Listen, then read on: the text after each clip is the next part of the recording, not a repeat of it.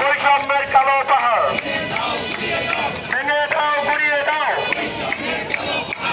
দর্শক, সরাসরি জাতীয় প্রেস ক্লাবের সামনে থেকে যুক্ত হয়ে এখানকার বর্তমান পরিস্থিতি আপনাদেরকে দেখানোর চেষ্টা করছি। আপনারা দেখছেন 3 বছর করোনায় ক্ষতিগ্রস্ত, ব্যাকডেট বঞ্চিত, 32 বঞ্চিত, সেশন জট সহ বিগত 16 বছরে সবচেয়ে বেশি বৈষম্যের শিকার প্রকৃত ক্ষতিগ্রস্ত কয়েকটি জেনারেশনকে সংবিধানের 28-এর 4 এবং 26-এর 3-4 নং ধারা বলে অন্তত করোনাকালীন সময়টা চাকরিতে আবেদনের সুযোগ চেয়ে লাগাতার অবস্থান কর্মসূচি পালন করছেন চাকরি প্রত্যাশী শিক্ষার্থীরা।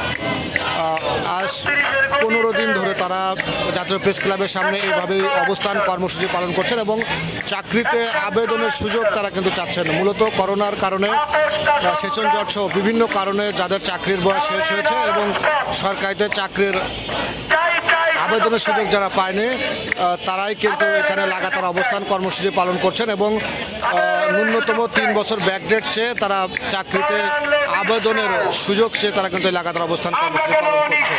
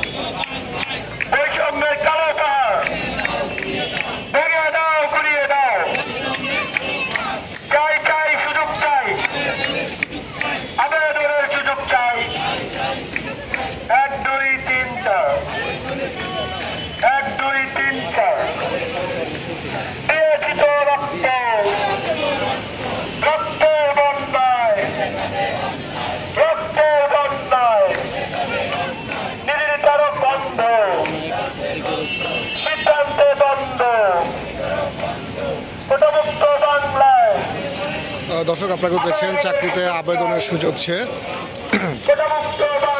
শিক্ষার্থীরা কিন্তু আন্দোলন করছেন।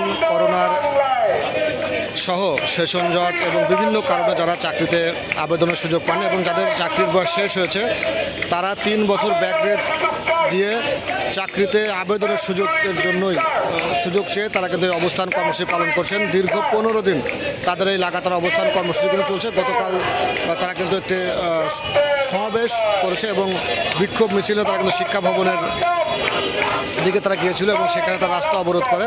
পরবর্তীতে আইনশৃঙ্খলা রক্ষাকারী বাহিনীর সদস্যদের সহায়তায় তারা কিন্তু দায়িত্বশীল সরকারি কর্মকর্তাদের সঙ্গে বসার সুযোগ পেয়েছিলেন এবং সেই পরবর্তীতে সেই আলোচনার কিন্তু চলেছিল এবং এখনও কিন্তু কোনো ধরনের রেজাল্ট তাদের আসেনি, যার কারণে তারা এই লাগাতার অবস্থান কর্মসূচি কিন্তু চালিয়ে যাচ্ছেন এবং তারা বলছেন যতক্ষণ পর্যন্ত তাদেরকে চাকরিতে আবেদনের সুযোগ দেওয়া না হবে ততক্ষণ পর্যন্ত তারা এই অবস্থান কর্মসূচি চালিয়ে যাবেন।